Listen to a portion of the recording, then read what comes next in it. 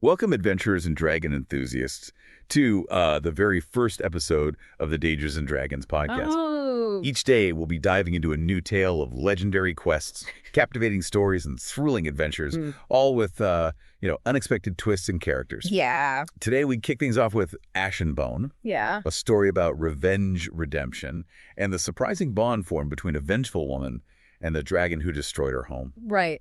Buckle up, because this isn't your typical Dragon Slayer tale. It really isn't. We're going to be unraveling a complex dynamic between Maya, who is consumed by her desire for revenge, Right.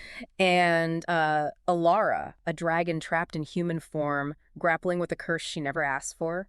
You'll want to stick around for all the unexpected turns in this story, so make sure to rate and follow the show so you don't miss a single episode. Definitely. Now, let's set the stage. Okay. Imagine a village reduced to ashes. The air thick with the stench of charred wood, and our protagonist, Maya, standing amidst the ruins, her heart burning with a desire for vengeance. It would be easy to label Elara as the villain. Right. But what makes this story so interesting is that it dives into the lore surrounding dragons, painting a more complicated picture. Exactly. They're not inherently evil, but victims of a curse that forces them into these destructive rampages. Yeah. It makes you think about how we often label individuals based on preconceived notions, pushing them into harmful roles without understanding the full story. Elara isn't imprisoned or put to death, but instead receives an unusual punishment servitude under Maya, serving as a constant reminder of the destruction she caused. Oh, yeah. I can only imagine the tension in that situation. Yeah. Every interaction, every clumsy attempt by Elara to navigate the human world reopens old wounds for Maya. It makes you wonder if true healing can ever happen when you're constantly confronted with the source of your pain. And you might think Alara's clumsiness is an act, Right. but the story reveals that her fear is genuine. It is. While the village elders only see a monster, Yeah. Maya notices something different, a fascination with the forge, a desire not to destroy, but to create. It's like a light bulb goes off for Maya. She sees a glimmer of hope where everyone else sees only darkness. It's fascinating how that one observation sparks a shift in their dynamic. Yeah. Instead of giving in to her anger, Maya makes a bold decision. She will teach Elara the art of blacksmithing, replacing her fiery breath with the controlled fire of the forge. Right. It's such a powerful image, taking something that was once destructive and turning it into a force for creation. I can imagine that not everyone in the village is thrilled about this arrangement. Oh, absolutely. Yeah. There's a lot of skepticism and resentment from the villagers who see Alara's efforts as a paltry repayment for their immense loss. So how does Maya respond to that pushback? Does she defend her decision to teach Elara? She does. Maya becomes Alara's advocate. She stands before the village council and argues that true repayment lies not in punishment, but in rebuilding what was lost. And that leads to some tangible results. Right. I mean, they're not just talking about rebuilding, they're actually doing it. Exactly. We see them forging weapons for protection, using dragon fire to revitalize the charred fields, and rebuilding homes with dragon-forged nails. Wow. It's proof that even amidst the ashes, new beginnings can emerge. It's a testament to their shared effort, a step towards wary coexistence. But I'm guessing there are still challenges. Yes. Is there a moment where Elara questions Maya's motives? There is a poignant moment where Elara, with her hoarse, raspy voice, asks Maya, why?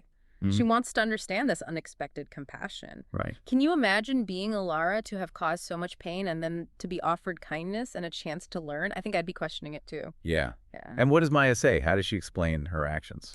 Maya's response is so powerful. She touches a scar, a mark of her loss, and says, because true strength isn't in causing ruin, but knowing how to rebuild from it. She's not preaching or trying to make Elara feel guilty. She's sharing a profound truth that she's learned through her own pain. And does that resonate with Elara? Does she understand? She does, and we see this amazing transformation take place.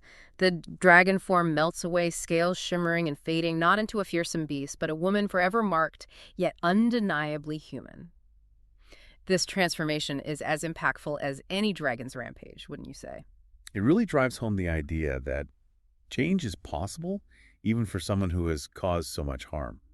What's Elara's reaction to this transformation? Elara, with a tentative smile, expresses her gratitude for this chance, this opportunity to learn things she was never allowed to before. It's like she's finally seeing herself as something other than a destructive force. And Maya, what's her reaction to Elara's gratitude? Maya, ever the pragmatist, offers a dose of reality. Redemption's a messy business, dragon blood. Best get used to it. There's a sense of bittersweet hope amidst the ruins, wouldn't you say?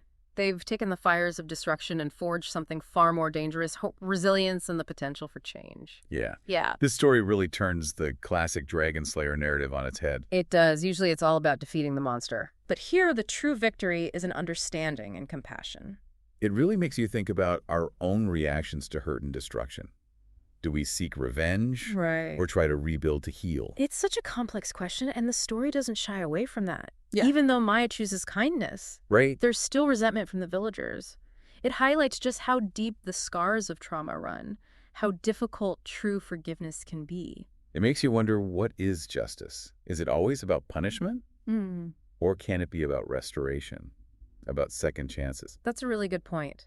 The story suggests that maybe true justice involves acknowledging the harm, Right. taking responsibility, and then working to repair the damage. And that rebuilding isn't just about physical structures. Right. It's about rebuilding trust, community, and hope.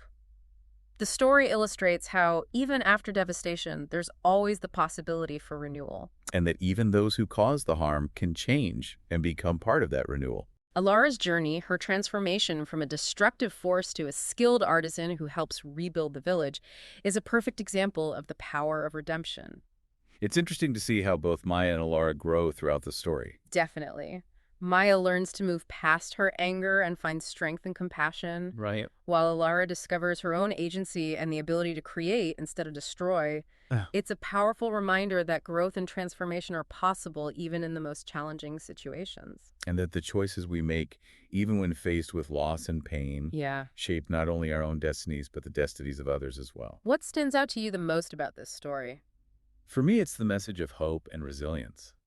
Even after a devastating loss, Yeah. there's always the possibility of rebuilding, of finding a new kind of strength. I agree. It's a powerful reminder that even amidst the ashes, new beginnings can emerge. And that sometimes the greatest victories aren't won with violence, but with understanding, compassion, and the courage to rebuild. It's a story that stays with you. It really does. Mm-hmm. It leaves you thinking about these big questions of justice, forgiveness, and the strength of the human spirit to overcome challenges. It's a story that reflects our own world in many ways. A world full of conflict, destruction, and a constant need for healing and rebuilding. It gives us a glimmer of hope, reminding us that even in the darkest of times, there's always potential for transformation, for renewal, just waiting to be ignited. The story really gets you thinking, doesn't it? It does. It raises the question, if you were in Maya's shoes, Yeah. face to face with the dragon who destroyed everything, Right. what would you choose? Would you take the path of revenge or the path of redemption? Yeah. It's not an easy question to answer. No, it's not. Revenge can feel so instinctive, almost primal when you've been wronged. But Ash and Bone shows us that redemption, though messy and challenging, Right. can lead to something far more profound. Absolutely. It's a reminder that everyone, even a dragon, Yeah. has the capacity for change. I like that. The story is about second chances, not just for Elara, but for Maya and for the village as a whole. In a world that often feels consumed by darkness, Yeah. it's powerful to be reminded that there's always a flicker of hope, a chance for renewal, and the possibility of forging something beautiful from the ashes. And sometimes that spark of hope comes from the most unexpected places.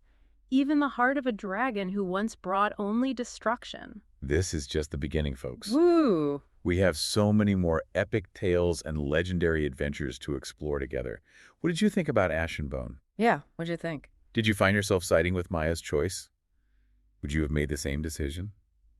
Let us know your thoughts, and don't forget to rate and follow the Dangers and Dragons podcast so you don't miss our next incredible journey.